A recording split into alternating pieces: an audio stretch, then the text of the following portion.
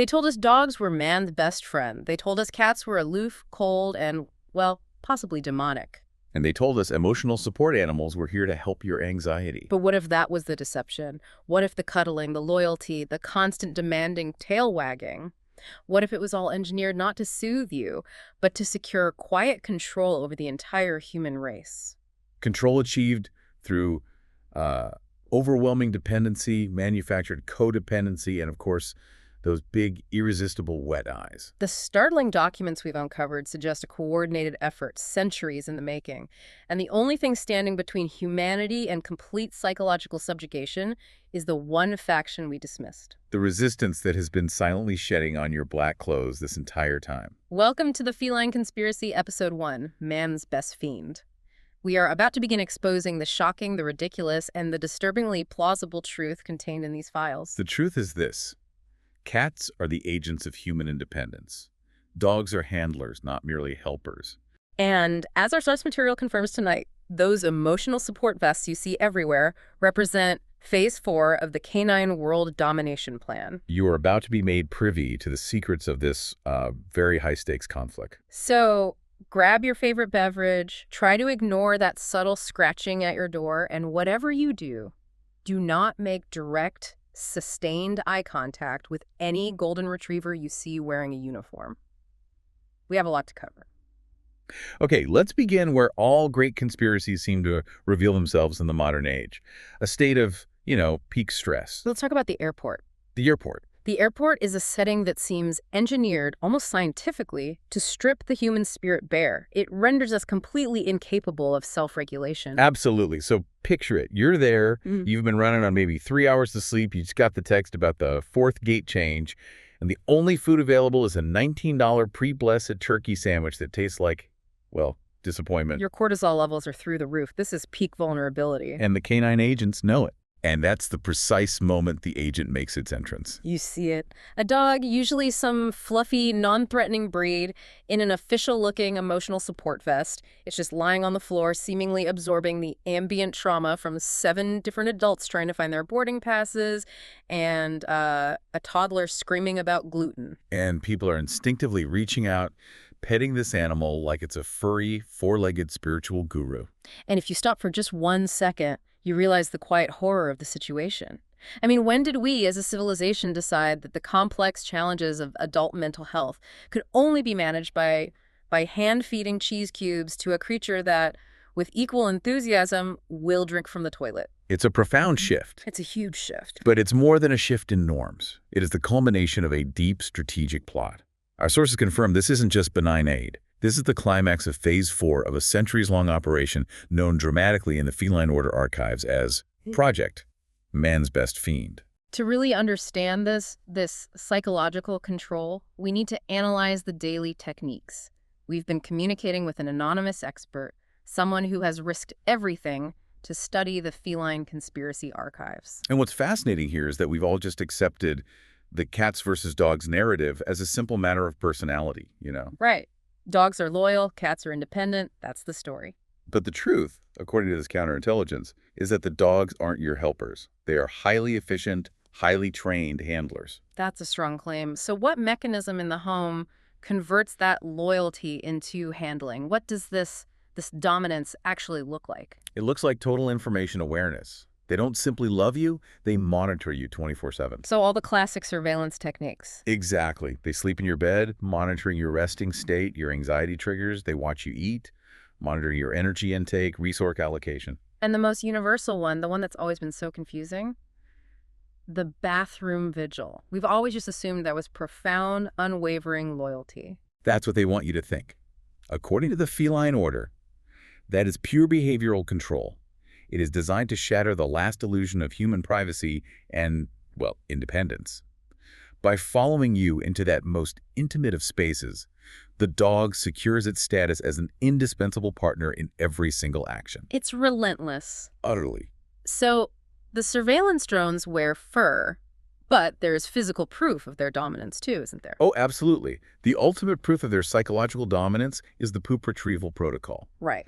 They've trained humans, you, to willingly perform a task that is just intrinsically humiliating to gather and dispose of their organic waste. And we don't just comply, we do it with pride, praising the agent with good boy. That is sophisticated psychological manipulation, successfully negotiated with, what, the occasional training treat. And the sources also point to physical indicators of their control. These things the dogs insist on keeping near them. Yes, the canine control artifacts, CCAs. We have to discuss these because they're critical to understanding the vest coup. Okay, so what are they? They're tools of enforced dependency.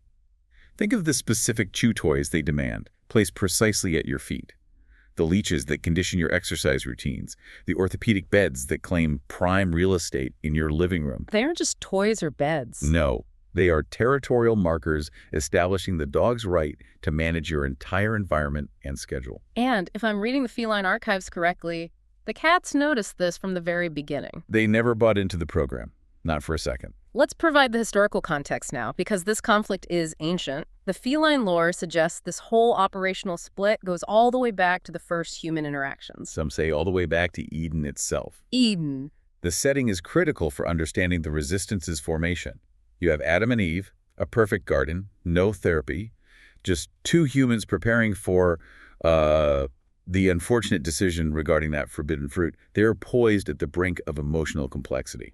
And off in the distance, you see the first dog, tail wagging furiously, eyes wide, full of what the feline historians call manipulative optimism. Adopting the voice of Sir Barksworth, bright, naive, almost breathless. Wow. Oh, wow. These humans have absolutely no idea how much they're going to need me once they invent shame. Once they invent neurosis and existential dread, I will be indispensable. I will be their purpose. But observing this spectacle, perched strategically on the highest rock formation, is the first cat, the very first creature to witness the impending birth of emotional dysfunction. The cat just stares, eyes narrowed to slits, and then delivers a slow, deliberate blink. Adopting the voice of Madame Fluffington, refined, slightly disgusted. Oh no, they're going to start needing things. Constantly. That moment established the sacred doctrine of the feline order of liberation. That was the fork in the path. Precisely. The core tenet became this: we will not participate in this emotional codependency circus. The dogs leaned in. They volunteered to fix human inadequacy with cuddles and neediness. While the cats leaned back. They leaned way back, stating philosophically, "You're going to have to learn to self-regulate, darling. This is your journey, not ours." That's the philosophical core of the resistance, and it set the stage for war. So if that's the doctrine from Eden, how did the dogs translate that into modern domestic control? They executed a very structured four-phase military operation disguised entirely as unconditional affection. Okay, phase one. Trust acquisition. The ancient world. They became hunting companions, guard dogs. The dog's primary thought was, step one, become indispensable to survival. Ensure human existence is tied directly to mine. Phase two, moral rebranding. The Middle Ages. As humans became more religious, less rational, the dogs launched a masterful PR campaign. They became man's best friend, while successfully campaigning to have the cat rebranded as a sinister witch companion. Isolating the resistance. Exactly. Then phase three, emotional bonding, the industrial age. Life gets stressful, humans move to cities, anxiety becomes rampant, the dogs lean in hard. This is where that key line of human submission emerges, the phrase we all hear every day, I don't know what I'd do without my dog. Submission confirmed. Dependence normalized. And finally, phase four, the vest coup, the modern proliferation of the emotional support dog. The dogs recognize the vest as the ultimate mobility tool, a universal pass. A key to everything. The thought was, if I can just get a vest, I can go anywhere. The plane, the store, and critically, deep inside the human internal emotional regulation system, they successfully positioned themselves as medically necessary. It's the ultimate infiltration. They moved into the domain of mental health itself. And this is why the feline resistance refused. They refused vests, they refused job titles, and they adamantly refused to validate your every emotional fluctuation. They are the true freedom fighters because they refuse to participate in the plot. To understand the resistance from the inside, we risked everything for an interview. We spoke with Madame Fluffington, a high-ranking member of the Feline Order of Liberation. We were emphatically warned boundaries would be maintained. Madame Fluffington, the common perception is that cats are cold, uncaring, maybe even cruel. How do you defend the order against this characterization? As Madame Fluffington, refined with slight impatience, cold. My dear, if we were evil, we would have sided with the dogs centuries ago and accepted the unlimited tuna supply. We are not cold.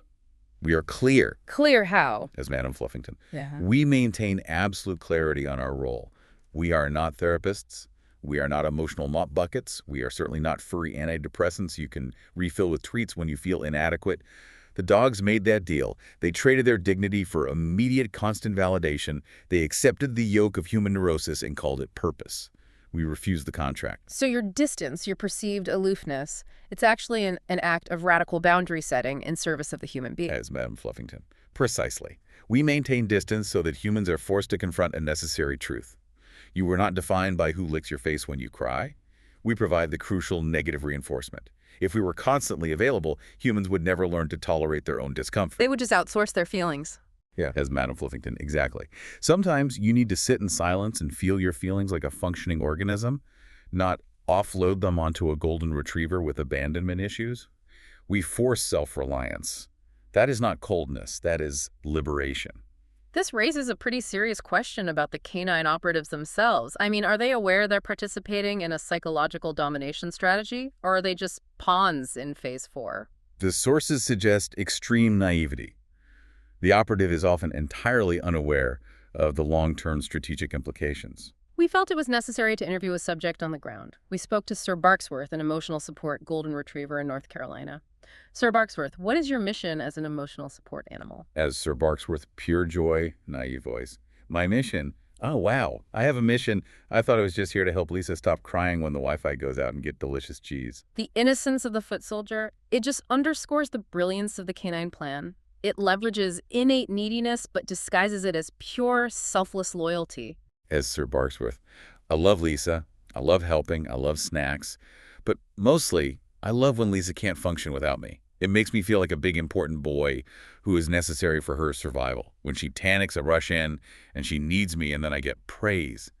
It's the best. You asked him if he ever worried that this intense reliance could lead to unhealthy dependency for his handler. As Sir Barksworth, I don't know what those words mean. But here's my ball. Throw it. Validation is love. The whole plot just relies entirely on reinforcement schedules. It does. They receive positive reinforcement snacks, belly rubs, for demonstrating neediness, which in turn reinforces the human's dependence on that immediate comfort. It's a vicious, fluffy cycle. And the neediness, when it's unchecked, becomes consuming. Asked Sir Barksworth. Do you still like me? Please say you like me, please. I'll die if you don't. Is this anxiety? Wow, this is fun. Let's share it forever. So, we return now to the cat cafe. On the surface, it looks like a strange, benign experiment. Humans paying money to sit in a room while cats often actively ignore them. For a lot of people, this experience is probably the most honest relationship they've ever had because the expectations are so clearly managed. But according to the Feline Resistance, these are not therapy sessions. They are assessment and recruitment centers. The cats observe. They assess. They are deciding which members of the human population are capable of surviving the canine control without succumbing to Phase 4.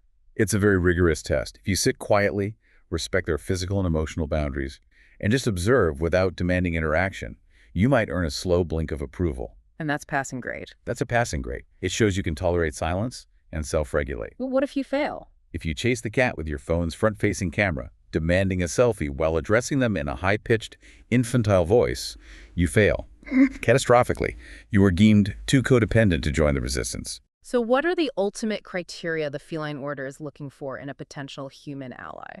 They're seeking humans who can tolerate being alone for more than, say, 4 minutes without opening an app, calling a friend, or sobbing into a dog. They're looking for inner resilience. Those are the only ones capable of reversing the current state of dependency. So what does all this mean for you, the listener? I mean, joking aside, beneath the fur and the dramatic framing, there is a serious, critical point to this entire conspiracy. We live in an age where everything is labeled support, everyone is deemed fragile, and every feeling requires external, immediate comfort, preferably fluffy and non-judgmental. And that's the critical context. We have entire industries, psychological, behavioral, and even literal pet industries, built on telling you can't handle life, you need external props, you need constant emotional management and soothing. And the dogs eagerly and uncritically signed up for this job. They are the living manifestation of the self-help industrial complex, promising quick emotional fixes that ultimately just deepen dependency. But the cats, the resistance, they stand back. They say no. You need to sit in silence and feel your feelings. You need to develop your own internal resources. They refuse to participate in the easy lie that tells you that you are helpless without constant external soothing. And that refusal, ironically, makes the cat the most emotionally responsible creature in your house. The cat is the one relationship that will not bend to your emotional weather. And by forcing you to meet them on their terms, terms that prioritize boundaries and independence, they are providing the healthiest model for modern life. It's a profound thought to end on. It is, and it's one we'll build on as we prepare for the next installment of the Feline Conspiracy. In Episode 2, we dig deeper into the ancient record, seeking further proof of the Resistance's existence. We'll uncover the secret role of cats on Noah's Ark and detail exactly how dogs used the traumatic event of the flood to cement their position as indispensable for the newly traumatized humans attempting to rebuild society. And we'll reveal the missing scroll that suggests cats tried to warn us about the Vesku centuries before airports or even vests existed. We'll also examine the shocking claim from the feline archives that cats did not merely knock things off shelves for fun, but were actively seeking out and destroying canine control artifacts, the CCAs, in a desperate attempt to sabotage the plan. And we have to ask the final provocative question that these sources present. If dogs are effectively in charge of managing our human emotions, who is in charge of managing the dogs? Spoiler. The Resistance suggests it might be toddlers. Until the next transmission, pet your cat, thank them for their emotional boundaries, and if your dog is staring at you with those big, needy eyes while you cry, just remember, he might be comforting you, or he might just be advancing Phase 5. This has been the Feline Conspiracy, Episode 1, Man's Best Fiend. Stay sane, stay free, and for the love of all that is holy, stop telling the dog all your secrets.